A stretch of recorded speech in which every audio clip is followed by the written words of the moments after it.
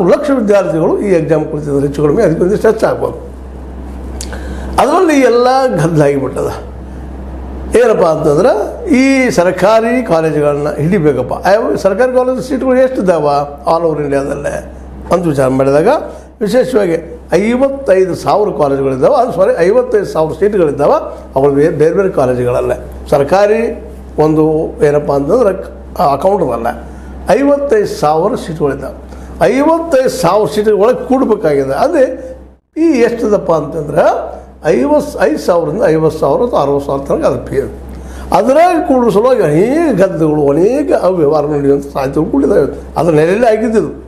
ಯಾಕಂತಂದ್ರೆ ಅಲ್ಲಿ ಆಗಲಿಲ್ಲ ಅಂತಂದ್ರೆ 55,000 ರ್ಯಾಂಕ್ಗಳು ಬರಲಿಲ್ಲ ಅಂತಂದ್ರೆ ಮುಂದಿನ ಹೆಚ್ಚು ಕಡಿಮೆ ಒಂದು 11-12 ಲಕ್ಷ ಜನ ಪಾಸ್ ಆಗಿರ್ತಾರೆ. ಆ ಉಳಿದವ್ರಿಗೆ ಇಲ್ಲಿ ಸೀಟ್ ಸಿಗುವಂಥದ್ದು ಪ್ರೈವೇಟ್ದಲ್ಲೇ ವಿಶೇಷವಾಗಿ ಏನಪ್ಪ ಅಂತಂದ್ರೆ ಇಲ್ಲೇ ಈ ಒಂದು ವಿದ್ಯಾರ್ಥಿಗಳನ್ನ ತೊಗೊಳ್ಳೋದು 1-1.5 ಲಕ್ಷ ತೊಗೊಳ್ತಾರೆ ಅಂತದ.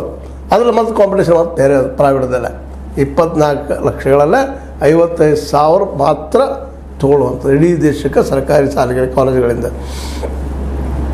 ಇನ್ನು ಈ ಸರ್ಕಾರಿ ಕಾಲೇಜುಗಳಲ್ಲಿ ಸೆಲೆಕ್ಷನ್ ಆದ ನಂತರ ಅಲ್ಲಿ ಒಂದು ಏನಪ್ಪ ಈ ಎಜುಕೇಷನ್ ಸಿಸ್ಟಮ್ ಹೇಗಿದೆ, ನಿಜವಾಗಿಯೂ ನಮ್ಮ ಮಕ್ಕಳ ಪೂರ್ಣ ಪ್ರಮಾಣದ ಕಲಿಸುವಾಗ ಒಬ್ಬ ಒಳ್ಳೆಯ ವೈದ್ಯಕೀಯ ವಿಜ್ಞಾನವನ್ನು ಕಲಿಸುವಾಗ ಒಂದು ಎಲ್ಲ ಸೌಕರ್ಯಗಳಿದ್ದಾವ ಅಂತ ಅನ್ನುವಂಥ ಪ್ರಶ್ನೆ ಅದ. ಯಾಕಂತಂದ್ರೆ ಸರ್ಕಾರಿ ಕಾಲೇಜುಗಳು ನಮಗೆ ಗೊತ್ತದ. ಸರ್ಕಾರಿ ಕಾಲೇಜುಗಳಲ್ಲಿ ವಿಶೇಷ ಕಲಿಸುವಂಥ ಪ್ರೊಫೆಸರ್ಗಳಾಗಿರ್ಬೋದು ಮತ್ತೇನಾಗಿರ್ಬೋದು ಅವ್ರು ಮತ್ತು ಬೇರೆ ಬೇರೆ ಕಡೆ ವರ್ಕು ಮಾಡ್ತಿರ್ತಾರೆ. ಮತ್ತು ಬೇರೆ ಮಾಡಲಿ, ಆದರೆ ಅಲ್ಲೂ ಸಹಿತ ಗದ್ದಲಗಳಾಗ್ತಾ ಇರ್ತಾವೆ. ಈ ಒಂದು ಏನೂ ಆದರೂ ಅಲ್ಲಿ ಉಳಿತಾಯದ ಯಾಕಪ್ಪ ಅಂದ್ರೆ 55,000ರಿಂದ 50,000 ಒಳಗೆ ಆಗ್ತದೆ. ಮೆರಿಟ್ ಮೇಲೆ ಇರ್ತದೆ, ಅಷ್ಟೇ ಖರ್ಚಾಗ್ತದೆ ಅನ್ನುವಂಥ ಪ್ರತಿ ವರ್ಷಕ್ಕಿದು. ಆದರೆ ಈ ಪ್ರೈವೇಟ್ದಲ್ಲಿ ಹಂಗಿಲ್ಲ. ಮೆರಿಟ್ ಮೇಲೆ ಮತ್ತೆ ಕೌಂಟ್ ಮಾಡ್ತಾ ಬರ್ತಾರೆ. 60 ಮಿನಿಮಮ್ ನಮಗೆ ಒಂದು 60 ಲಕ್ಷ ಹಿಡ್ಕೊಂಡು 1.5 ಕೋಟಿ ತನಕ ಈ ಒಂದು ಪ್ರೈವೇಟ್ದಲ್ಲಿ ವ್ಯವಹಾರಗಳಾಗ್ತಾ ಇದ್ದಾವೆ ಕಲಿಯೋದಕ್ಕಾಗಿ. ಅದಕ್ಕಾಗಿ ಅಲ್ಲಿ ಅಷ್ಟು ಕೊಡೋಗಿಂದು ಇಲ್ಲೇ ಈ ಒಂದು ಎಕ್ಸಾಮ್ಗಳನ್ನ ಹಿಡ್ಕೊಂಡು ಏನೋ ಗದ್ದಲ ಮಾಡಿ ಮಾರ್ಕ್ಸ್ ಹಚ್ಕೊಳ್ಕೊಳ್ಳೋಂಥ ಒಂದು ದೊಡ್ಡ ಸ್ಕ್ಯಾಂಡಲ್ ನಡೀತಾ ಇದೆ ಅಂತ. ಅದಕ್ಕಾಗಿ ಇಲ್ಲಿ ಅಧಿಕಾರಶಾಹಿ ಜನ ಹೊಂದಾಣಿಕೆ ಆಗಿರ್ತದೆ, ರಾಜಕಾರಣಿಗಳು ಹೊಂದಾಣಿಕೆ ಆಗಿರ್ತಾರೆ. ಅವ್ರಿಗೆ ಬೇಡುವಂಥ ಅವ್ರ ಕ್ವಶನ್ ಪೇಪರ್ ಲೀಕ್ ಆಗುವ ಇದಕ್ಕಾಗಿ ಅಂದರೆ 55,000ದಲ್ಲಿ ಅವ್ರು ಸೆಲೆಕ್ಷನ್ ಮಾಡ್ಕೊಳ್ತಾರೆ. ಇದು ಒಂದು ದೊಡ್ಡ ಸ್ಕ್ಯಾಂಡಲ್ ಅದ. ಇಲ್ಲಿ ಆದರೂ ತನಿಖೆ ಆಗಬೇಕಾಗಿದೆ.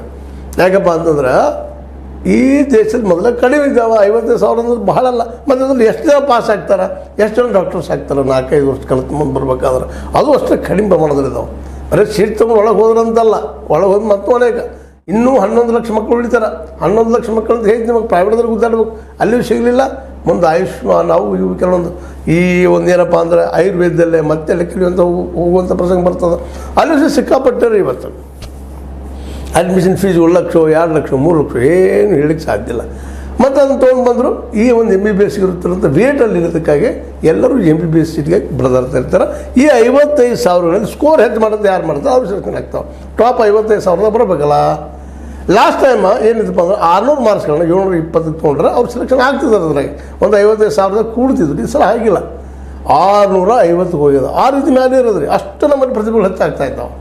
ಹೆಂಗದು ಇದು ಸಹಿತ ಇವತ್ತು ಪ್ರಶ್ನೆ ಇರ್ತಾವೆ. ಒಂದನೇದು ಈ ಕ್ರಮಾಂಕದ ಗೊತ್ತಾಯಿತು, ರದ್ದು ಮಾಡಿತು, ಕೋರ್ಟ್ ಇದ್ದಿದ್ದು. ಈ ರೀತಿ ನೀವು ಇಲ್ಲ ಸ್ಕೋರ್ ಬಂದವರು ಯಾರು ಕ್ರಮಾಂಕ ಕೊಟ್ಟಿದ್ದೀರಿ ಅವ್ರು ನೇಮಕ ಎಕ್ಸಾಮ್ ತೊಗೊಂಡ್ರೆ ಇದು ಮಾಡಿರಿ ಅಂತಾರೆ. ಎಲ್ಲರಿಗೂ ಅಲ್ಲ ಇದು ಎಕ್ಸಾಮ್. ಅದರಲ್ಲಿ ಭಾಳಷ್ಟು ತಂದೆ ತಾಯಿಗಳು ಆರೋಪ ಮಾಡ್ತಾ ಇದ್ದಾರೆ. ಇಲ್ಲ ಇದು ಎಲ್ಲರಿಗೂ ಇನ್ನೊಮ್ಮೆ ಎಕ್ಸಾಮ್ ಆಗಬೇಕಿದು, ಅನ್ಯಾಯ ಆಗ್ಯದ ನಮಗೆಲ್ಲ. ಹೌದ್ರಿ, ಯಾಕಂತ ಅನ್ಯಾಯ ಆಗೈತೆ ಅಂತ ಇದ್ದಾರೆ. ಅಂದರೆ ಸಹಜ ನಡೆದಪ್ಪ ಅಂದ್ರೆ ಏನೋ ಘೋಟಾಲ ಅದ. ಮತ್ತು ಇಂಥ ಘೋಟಾಲಗಳು ಭಾಳ ಆಗಿದಾವ್ರಿ ಈ ಒಂದು 10 ವರ್ಷಗಳ. ಅದಕ್ಕೆ ಬರೋದ್ರೆ ಇರಲಿಲ್ಲ ಅಂತಲ್ಲ, ಈ 10 ವರ್ಷಗಳು ಆಗಬಾರ್ದಾಗಿತ್ತು. ನಾವು ಪ್ರಾಮಾಣಿಕವಾದ ಆಡಳಿತ ಕೊಡ್ತೀವಿ, ಗುಡ್ ಗವರ್ನೆನ್ಸ್ ಕೊಡ್ತೀವಿ ಅಂತ ಬಂದ ಮೋದಿಯವರು ಈ 10 ವರ್ಷದಲ್ಲಿ ಎಷ್ಟೆಷ್ಟು ಸ್ಕ್ಯಾಂಡಲ್ಗಳದು. ಏನಿಲ್ಲ ಕಾರ್ಪೊರೇಟ್ಗಳಿಗೆ ಇವತ್ತು ಒಂದೇನೋ ಬಂದರನ್ನು ಒಪ್ಪಿಸ್ಬೇಕಾದ್ರೆ ಎಷ್ಟು ದುಡ್ಡನ್ನು ಹೊಡೆದಿರ್ಬೋದು ನಡಿಗೆ ಖರ್ಚಾಗಿ ಜನ. ಅಥವಾ ನಮ್ಮ ರಾಜಕಾರಣಿಗಳು ಪೋರ್ಟು ಹೊಡಿಬೇಕಾದ್ರೆ, ವಿಮಾನ ನಿಲ್ದಾಣ ಹೊಡಿಬೇಕಾದ್ರೆ ಏನು ಮಾಡಿರ್ಬೋದು, ಎಷ್ಟು ಹಾಕಿರ್ಬೋದು, ಕಲ್ಲಿದ್ದಿಲ್ಲ ಗಣಿಗಳನ್ನು ಹೊಡಿಬೇಕಾದ್ರೆ ಎಷ್ಟು ಹಾಕಿರ್ಬೋದು, ಅವ್ರು ಎಷ್ಟು ಪರ್ಸೆಂಟೇಜ್ ಹೋಗಿರ್ಬೋದು. ಇವತ್ತು ಎಲೆಕ್ಟ್ರಲ್ ಬಾಂಡ್ಗಳನ್ನು ಇವತ್ತೇನು ಬಿಡುಗಡೆ ಆಗಿದೆ ಅದ್ರ ಮೇಲೆ ನಾವು ಇದನ್ನು ಎಲ್ಲ ಲೆಕ್ಕ ತೆಗಿಬೇಕಾಗಿದೆ. ಎಷ್ಟು ಹೋಗಿರ್ಬೋದು ಅಂತೇಳಿ ಲಕ್ಷ ಕೋಟಿಗಳು ಹರಿದು ಹೋಗಿದೆ ದುಡ್ಡು. ನಮಗೆ ಇಲ್ಲೂ ಈ 55,000 ಸೀಟ್ಗಳಿಗೆ ಯಾವ ರೀತಿ ಹರಿದಿರ್ಬೋದು. ಯಾಕಂದರೆ ಪ್ರೈವೇಟ್ದಲ್ಲಿ 1 ಕೋಟಿ ಕೊಡೋಗಿಂತಲೂ ಇಲ್ಲಿ 20 ಲಕ್ಷ 30 ಲಕ್ಷ ಸೀಟ್ ಪಡ್ಕೊಳ್ಳುವಂಥ ಪ್ರಯತ್ನವನ್ನು ಯಾಕೆ ಮಾಡಿರಬಾರ್ದು, ಮಾಡಿರ್ತಾರೆ ನಿಶ್ಚಿತವಾಗಿ ಅನ್ನುವಂಥದ್ದು. ಎಷ್ಟೋ ಪ್ರತಿಭಾವಂತ ವಿದ್ಯಾರ್ಥಿಗಳ ಕಲಿಸಿನಲ್ಲೇ ಕಮ್ಮರಿ ಹೋಗೋದನ್ನು ನಾವು ನೋಡಿದ್ವಿ. ಅಷ್ಟೆಲ್ಲ ಕೊಟ್ಟು ಒಳಗೆ ಹೋದಂಥ ವಿದ್ಯಾರ್ಥಿಗಳು ಸಹಿತ ಅವ್ರು ಪಾಸ್ ಆಗೋದಿಲ್ಲ. ಮುಂದೆ MBBS ಮುಗಿದಿರೋದಿಲ್ಲ, ಎಷ್ಟೋ ಆಗಲಾರ್ದು ಹೊರಗೆ ಹೋಗಿರ್ತಾರೆ. ಇವರೆಲ್ಲ 55,000 ಜನ ಎಲ್ಲರೂ ಪಾಸಾಗಿ ಡಾಕ್ಟರ್ ಆಗ್ತಾರಂತಲ್ಲ, ಸೆಲೆಕ್ಷನ್ ಆಗ್ತಾರೆ. ಸೆಲೆಕ್ಷನ್ ಮತ್ತೆ ಆಗೋ ಪದ್ಧತಿ ಇಲ್ಲ, ಅಲ್ಲೇನು ದೋಷ ಅದು.